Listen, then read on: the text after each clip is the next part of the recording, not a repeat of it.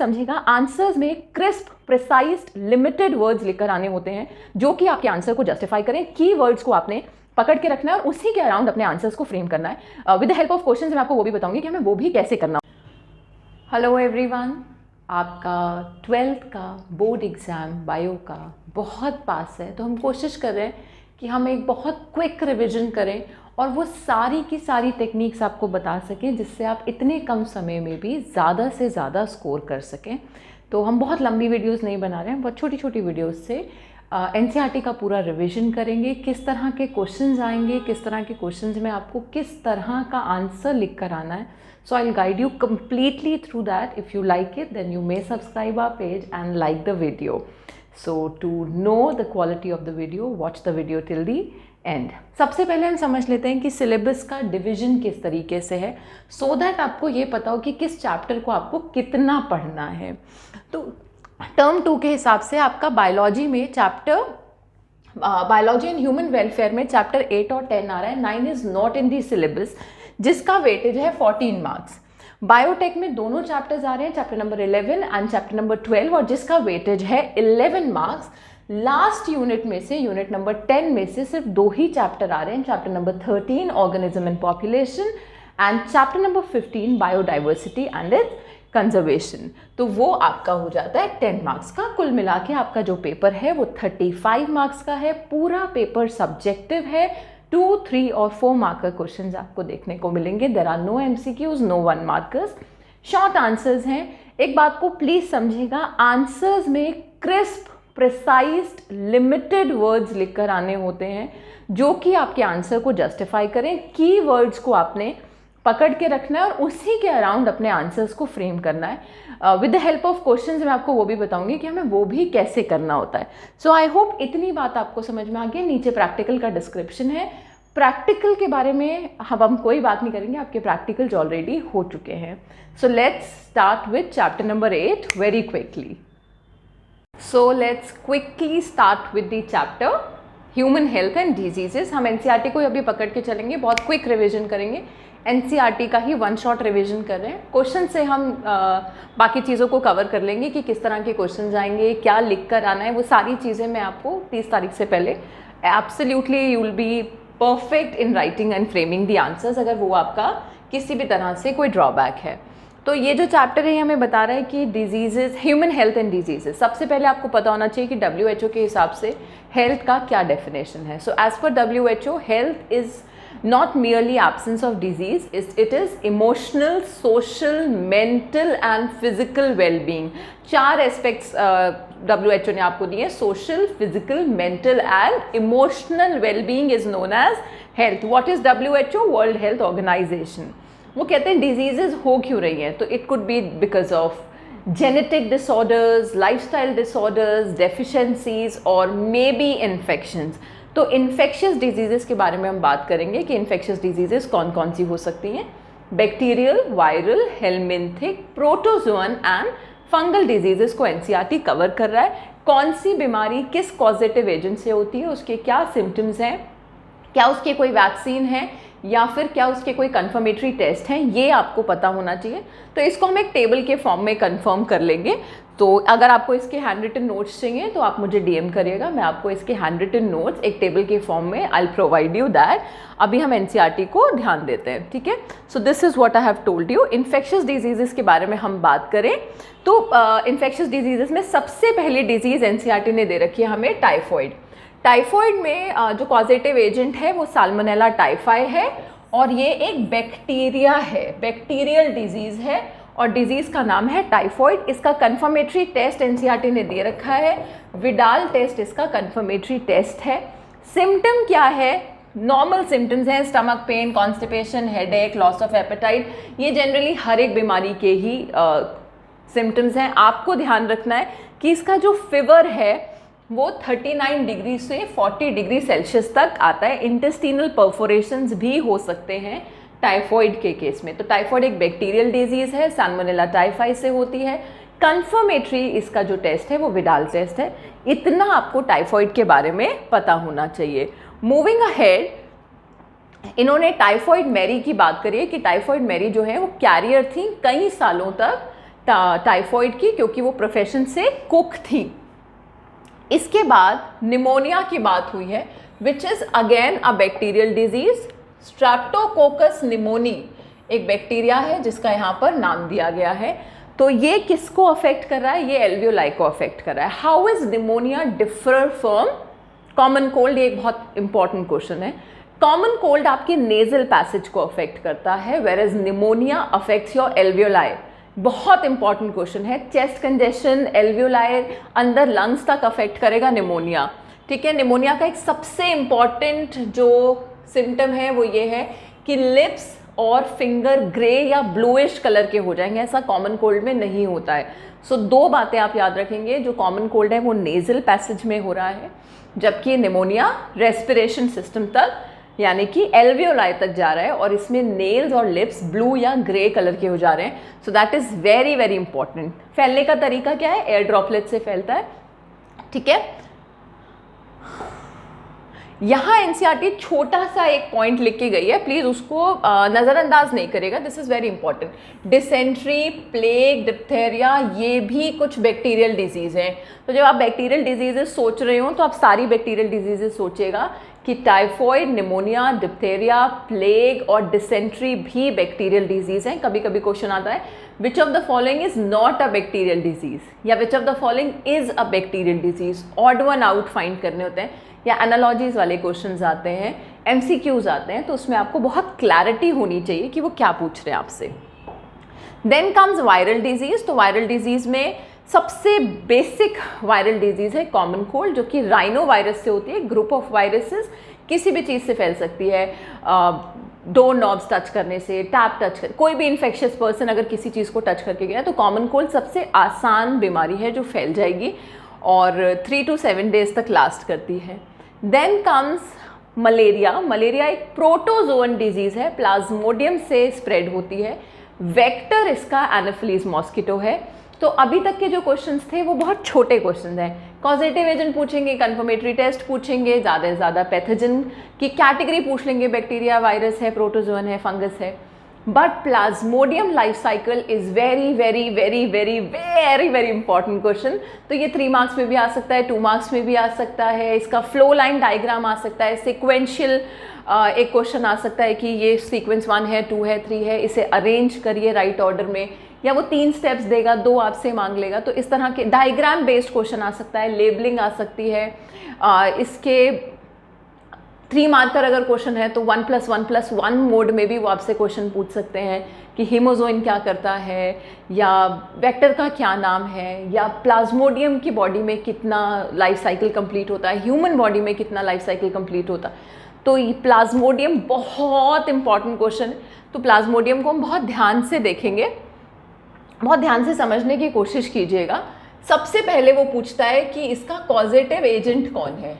तो आपने causative agent समझना है कि कॉजेटिव एजेंट वो है जो बीमारी फैला रहा है। तो बीमारी फैला कौन रहा है? प्लाज्मोडियम।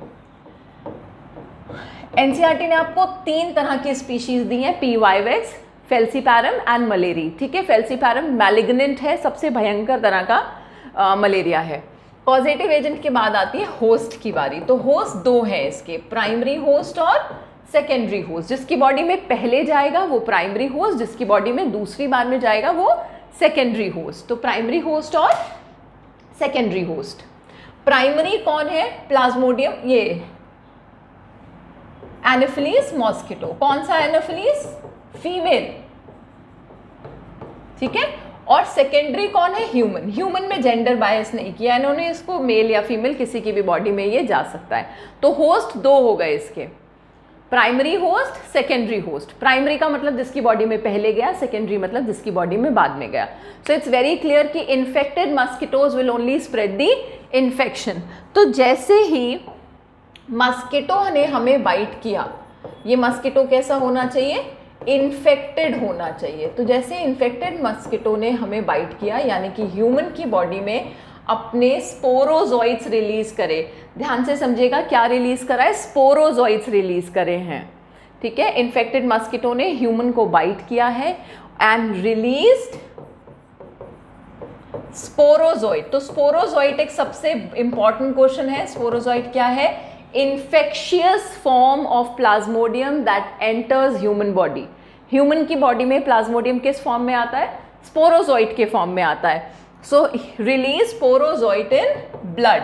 स्पोरोजोइट क्या है? इन्फेक्शियस फॉर्म है प्लाज्मोडियम का, ठीक है। उसके बाद हम कहते हैं कि ये ब्लड से लिवर में जाएगा। लिवर में ही क्यों गया? क्योंकि लिवर जो है हमारा हाईली रीजनरेटिव ऑर्गन है। लिवर जल्दी जल्दी डिवाइड करते हैं लिवर के सेल्स, तो ये वहां पर जाकर अपने आप को एसेक्सुअली रिप्रोड्यूस कर लेगा। कहाँ गया? लिवर में। लिवर में क्यों गया? ताकि अपने आप को एसेक्सुअली रिप्रोड्यूस कर पाए, ठीक है। हर एक बात का क्यों, क्या, कैसे, किस लिए समझिएगा, क्योंकि पेपर एप्लीकेशन बेस्ड आएगा, हाई ऑर्डर थिंकिंग बेस्ड आएगा। अगर आपने पढ़ी हुई चीज़ को क्यों, क्या, कैसे, किस लिए में कन्वर्ट नहीं किया है तो हो सकता है आप कहीं ना कहीं अटक जाएं। तो क्यों, क्या, कैसे, किस लिए, बहुत दिन है हमारे पास, 6 दिन है, हम आराम से पढ़ेंगे, सब कुछ कवर करेंगे और मेरी गारंटी है कि कोई क्वेश्चन ऐसा नहीं होगा जो बाहर से आएगा। अगर आप 6 दिन मुझे फॉलो करते हैं, मेरी बात को सुनते हैं, तो आई कैन गारंटी कि आप पेपर देख के कहेंगे कि मैम पेपर क्या आपने बनाया था, एक एक क्वेश्चन वही आया जो आपने कराया है।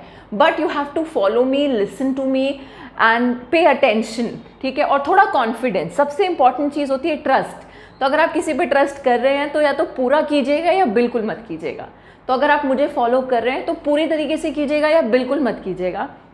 आधे विश्वास का कोई फ़ायदा नहीं है, तो या तो मुझे पूरी तरह विश्वास दीजिए या बिल्कुल मत दीजिएगा। सो ये मेरी एक छोटी सी रिक्वेस्ट है आपसे। तो लिवर के पास आके वो एसेक्सुअली रिप्रोड्यूस करेगा, then it will go to RBC. ये अभी हम ह्यूमन में ही हैं। ह्यूमन की ब्लड से लिवर में आया, लिवर से आरबीसी में गया, आरबीसी में जाकर वो एक जैसे ही आरबीसी में जाएगा तो गैमेटोसाइट्स बनाता है। आरबीसी में जैसे गैमेटोसाइट्स बनेंगे, आरबीसी बर्स्ट होगी और एक टॉक्सिक सब्सटेंस रिलीज करेगी जिसका नाम है hemozoin. Again a very important question. तो पहला क्वेश्चन है स्पोरोजोइट, कि स्पोरोजोइट क्या है? इन्फेक्शियस फॉर्म ऑफ प्लाज्मोडियम है जिसमें वो बॉडी के अंदर एंटर करेगा। हीमोजोइन क्या है? एक टॉक्सिक सब्सटेंस है जो बॉडी रिलीज करती है आरबीसी के बर्स्ट होने पर, जिसकी वजह से चिल्स, फीवर आने शुरू हो जाएंगे, ठीक है। मैं एक बार आपको एनसीईआरटी की तरफ ले चलती हूँ सो दैट यू नो कि हम क्या पढ़ रहे हैं। अगर मैं इसको रीड आउट करूं तो मैंने ये 3 आपको स्पीशीज बता दी हैं, पी वाइवेक्स, मलेरिया और फेल्सीपैरम, है ना। ये 3 बातें हमने अभी करी हैं, जिसमें से फेल्सीपैरम को मैंने मैलिग्नेंट बोला है। मैलिग्नेंट का मतलब है कि वो सबसे ज़्यादा घातक फॉर्म है। फेटल है, फेटल का मतलब है कि इट में लीड टू डेथ। ये आपको दिखाई दे रहा है, फेटल है। प्लाज्मोडियम ह्यूमन बॉडी में स्पोरोजोइट फॉर्म में आता है, यानी कि ये प्लाज्मोडियम का इन्फेक्शियस स्टेज है। Very important question. उसके बाद किसके थ्रू आता है? फीमेल एनाफिलीज मॉस्किटो के थ्रू आता है, जो कि खुद एक होस्ट है, वेक्टर है और होस्ट है, यानी कि खुद भी एनाफिलीज बीमार है तभी हमें बीमार कर रही है। उसके बाद ये पैरासाइट लिवर में जाके मल्टीप्लाई होता है, फिर आरबीसी में जाता है, जहां आरबीसी रप्चर होकर एक टॉक्सिक रिलीज करते हैं जिसका नाम है हीमोजोइन, जिसकी वजह से बॉडी में चिल्स और फीवर आएगा। तो बहुत छोटी छोटी बातें समझिए। हीमोजोइन इंपॉर्टेंट है, स्पोरोजोइट इंपॉर्टेंट है, एसेक्सुअल रिप्रोडक्शन किस ऑर्गन में हुआ ये इंपॉर्टेंट है, लिवर में पहले गया या आरबीसी में पहले गया। तो छोटी छोटी रट्टाफिकेशन में प्लीज़ मत पढ़िएगा। कोई आपसे लंबे लंबे आंसर्स नहीं मांग रहा है, बहुत क्रिस्प आंसर्स चाहिए, कीवर्ड्स चाहिए। कॉन्सेप्चुअल क्लैरिटी का टेस्ट है कि जो पढ़ा है वो समझ आया है या नहीं आया है। Please don't believe in long answers. कोई नहीं मांग रहा है आपसे लॉन्ग आंसर्स, बहुत ही प्रिसाइज्ड आंसर मांगे जाते हैं। क्वेश्चन बिल्कुल स्पष्ट होता है और बिल्कुल सीधी बात कर रहा होता है, ठीक है। उसके बाद हमने कहा कि हीमोजोइन रिलीज होता है और रेकरिंग फीवर आएगा, यानी कि फीवर चढ़ेगा उतरेगा, चढ़ेगा उतरेगा। और जब ये एनाफिलीज है ना, अब ये दूसरा मस्कीटो आएगा, जब वो हमें इन्फेक्टेड पर्सन को दोबारा बाइट करेगा, उसकी बॉडी में ये गैमेटोसाइट चले जाएंगे और सेक्सुअल रिप्रोडक्शन जो है, फ्यूजन ऑफ गैमेट जो है, वो गट ऑफ मस्कीटो में होगा। तो एसेक्सुअल रिप्रोडक्शन कहाँ हुआ है? Liver of human. फर्टिलाइजेशन कहाँ हुआ है गैमेट्स का? Gut of mosquito. Very important question, ठीक है। तो ये डायग्राम से हम इस बात को और समझ लेते हैं। एनसीईआरटी ने बिल्कुल क्लियर किया हुआ है। व्हेन द मस्कीटो, कौन सा mosquito? Infected mosquito, Anopheles female mosquito. तो जब वो स्पोरोजोइट्स रिलीज करता है, ये स्पोरोजोइट्स की डायग्राम दिखाया हुआ है, ये स्पोरोजोइट्स रिलीज हो रहे हैं, फिर ये लिवर के पास जाएंगे, वहां जाके एसेक्सुअली अपने आप को रिप्रोड्यूस करेंगे so that they can increase in number, and then when they lead to RBC, RBC burst होगी, एक टॉक्सिक सब्सटेंस रिलीज करेगी हीमोजोइन, जिसकी वजह से बॉडी में चिल्स और फीवर आएंगे।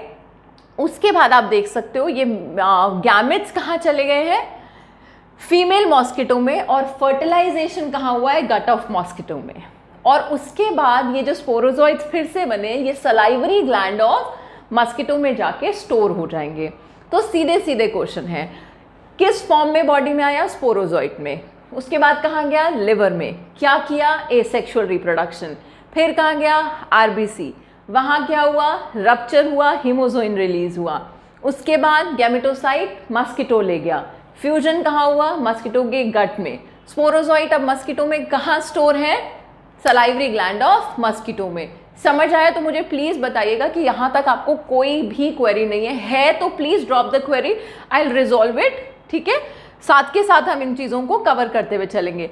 छोटी सी बीमारी है एंटोमीबा हिस्टोलिटिका से होने वाली एंटोमीबियासिस, बहुत छोटा क्वेश्चन है, बहुत ही छोटा, तो हो सकता है इस तरह के क्वेश्चन टेबल के फॉर्म में आए या पॉइंटर्स के फॉर्म में आए। अगर 2 मार्क्स का क्वेश्चन है तो आपसे 4 बीमारियों के बारे में पूछ लेगा, या 2 बीमारियों का कॉजेटिव एजेंट भी पूछ लेगा, सिम्टम भी पूछ लेगा, इस तरह का कोई क्वेश्चन है, स्कोरिंग ही है। अगर इस तरह का कोई क्वेश्चन आता है स्कोरिंग है। किसी को अगर लगता है कि उनका मेमोरी का इशू है तो प्लीज़ समझिएगा, मेमोरी का किसी का इशू नहीं होता है, हमें बहुत सारी चीज़ें याद हैं, बहुत सारी चीज़ें हमें याद होती हैं, तो ऐसा हमें किसी में कोई इशू नहीं है। It's all about how much attention you पे, आपने कितनी प्रैक्टिस करी है और किस तरीके से प्रैक्टिस करी है। इस तरह के सारी चीज़ों का एक टेबल बनाइए, डिजीज़, कॉजेटिव एजेंट, सिम्टम, अगर कोई दवाई है या वैक्सीन है, एंटीबायोटिक है, उसका नाम, और फिर उसका अगर कोई कंफर्मेटरी टेस्ट है तो वो, तो ये पूरा पेज आपका एक टेबल में कन्वर्ट हो जाएगा। अगर वो टेबल आपको चाहिए प्लीज़ डीएम मी, मैं आपको टेबल भी बना के भेज दूंगी। फिर ये आपकी बीमारी आती है एस्कैरियासिस, जो कि एक हेलमिंथिक डिजीज़ है, हेलमिंथ से होती है, दिस इज एलिफेंटियासिस, ये भी हेलमिंथिक डिजीज़ है, हेलमिंथ यानी कि नेमाटोड से हो रही है, ठीक है। एस्कैरियासिस इंटेस्टिनल पैरासाइट है, और विचेरिया बैनक्रॉफ्टी एक क्रॉनिक डिजीज़ करता है जो कि लिम्फेटिक वेसल्स में इन्फ्लामेशन होती है, और इसे कहते हैं एलिफेंटियासिस। तो कुछ नहीं, बस इनका कॉजेटिव एजेंट और बीमारी, इतनी बात आपने याद रखनी है। फिर बारी आती है आपके रिंगवर्म्स की। रिंगवर्म्स ज़्यादातर जहाँ स्वेट एक्यूमुलेशन हो सकता है या हाइजीन का इशू हो सकता है, वहाँ रिंगवर्म्स हो सकते हैं। तो इसके जो सिम्टम्स हैं वो बहुत क्लियरली आप प्लीज़ पढ़ लीजिएगा। स्केली लेजन्स, ठीक है, स्किन या नेल्स या स्कैल्प में हो सकता है ये बीमारी, ठीक है। हीट एंड मॉइस्चर 2 कंडीशन है जो कि माइक्रोब को उन एरियाज़ में ग्रो होने दे रहे हैं। तो रिंगवर्म जो है ट्राइकोफाइटॉन और एपिडर्मोफाइटॉन या माइक्रोस्पोरम नाम की फंजाई से हो रहा है। तो फंगल डिजीज़ कौन सी है, हेलमिंथिक डिजीज़ कौन सी है, बैक्टीरियल कौन सी है, वायरल कौन सी है, प्रोटोजोवन कौन सी है, क्लियर रखिएगा। मलेरिया है, एंटोमीबियासिस है, प्रोटोजोवन डिजीज़ है, डिप्थीरिया है, डिसेंट्री है, प्लैग है, निमोनिया है, टाइफॉइड है, बैक्टीरियल है, कॉमन कोल्ड है, वायरल है, एड्स है, वायरल है, हेपेटाइटिस है, वायरल है। तो ये बहुत क्लैरिटी रखिएगा कि कौन सी बीमारी कौन, ये टेबल से अगर आप इसको टेबल में कन्वर्ट कर लेंगे तो ये आपकी सबसे आसान टॉपिक हो जाएगा। ये जो इसके बाद लिखा हुआ है ये पब्लिक और प्राइवेट हाइजीन की बात हुई है कि हम पर्सनल या पब्लिक हाइजीन कैसे मेंटेन कर सकते हैं। तो बहुत ही जनरल सी बात है, इसको आप खुद पढ़ लीजिएगा कि बाहर कूड़ा नहीं फेंकना है, या अगर आप बीमार हैं तो लोगों से ना मिलिए, ठीक है, वाटर बॉर्न डिजीज़ कैसे प्रिवेंट करिए, ऑल ऑफ दैट। यहाँ पर एक बहुत इंपॉर्टेंट क्वेश्चन है, छोटे छोटे क्वेश्चन एनसीईआरटी में बहुत ज़्यादा हैं तो उनको हमें ध्यान देना होता है। जैसे यहाँ एक गैम्ब्यूजिया नाम के फ़िश की बात करी गई है। ये फ़िश लार्विसाइडल है और ये इंसेक्ट्स के लावा खाती है। तो अगर इसको हम एक्वेरियम्स में इंट्रोड्यूस कर दें गैम्ब्यूजिया को, तो ये मछली मच्छरों के पॉपुलेशन को कंट्रोल कर सकती है। So this is very very important question. NCERT चलते फिरते ऐसी बहुत सारी बात लिख जाती है जिसके बारे में आपको ध्यान से पढ़ना है। उसके बाद यहाँ पर एक और बीमारी के बारे में बात हुई है कि डेंगू और चिकनगुनिया जो हैं वो एडीज नाम के मस्किटो से स्प्रेड होते हैं। एक और बात नोट कर लीजिएगा कि एलिफेंटियासिस क्यूलेक्स नाम के मच्छर से स्प्रेड होता है। तो आपने 3 मस्किटो बॉर्न डिजीजेज अभी तक पढ़ ली हैं जो मच्छर जिनके वेक्टर हैं। तो malaria, dengue, chikungunya and elephantiasis, Culex नाम का मच्छर उसको स्प्रेड कर रहा है। ठीक है, तो वो पूछते हैं कि अगर एडीज चले जाएगा तो कौन सी बीमारी स्प्रेड नहीं होगी, चिकनगुनिया नहीं होगी। ठीक है, तो इस तरह के क्वेश्चंस आपको समझने हैं। यहाँ पर डिजीजेस खत्म हो जाती हैं और इम्यूनिटी नाम का टॉपिक शुरू हो जाता है। इम्यूनिटी भी मैं आपको उतना ही पढ़ाऊंगी जितना आपको पेपर में देखने को मिल रहा है। अभी हम किसी भी टॉपिक के डिटेल में नहीं जा रहे हैं, अभी हम सिंपली ये देख रहे हैं कि पेपर खोल के बस आपको एक खुशी हो जाए कि ये तो सब वही आ गया जो हम पढ़ कर आए हैं। So the only motive is कि जब आप पेपर देखें तो आपको कॉन्फिडेंस आए, स्ट्रेंथ आए, और अभी भी जब आप क्वेश्चंस लगाएं तो आपको कॉन्फिडेंस आए, स्ट्रेंथ आए। The only motive is this. तो अब हम इम्यूनिटी के बारे में पढ़ेंगे।